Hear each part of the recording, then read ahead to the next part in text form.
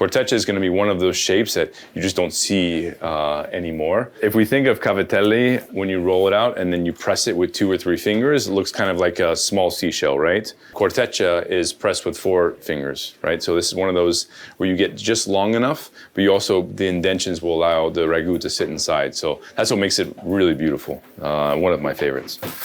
Okay, so, I mean, it's just flour and water, but it smells incredible, right? It's tacky. Okay, rested. We're gonna have some doppio zero flour. I'm gonna cut it in half. Okay.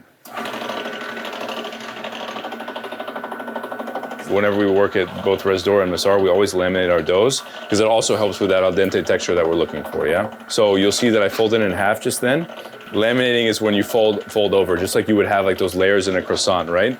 So you'll get like the bite and al dente texture when you laminate the dough like this, right? Okay, so you'll see that like I haven't added too much flour at all, right? We just don't want the actual pasta to be gummy because you add additional flour and layer upon flour and flour upon layer, and it's like, instead of it being integrated into the dough, and the flour just stays on top, and that's how you'll get the gumminess on a pasta that you're not looking for. And again, we have to talk about how we get corteccia done well. So we take a pastry cutter. Pastry cutter makes everything really nice and even, which is super important, especially when you're at the restaurant. So you can do corteccia the exact same every time. So we have 2 strands of the pasta. Pull it apart. So corteccia is gonna be about that size in width. Uno, due, tre. Press, pull. Yeah, like that's what we're looking for, right?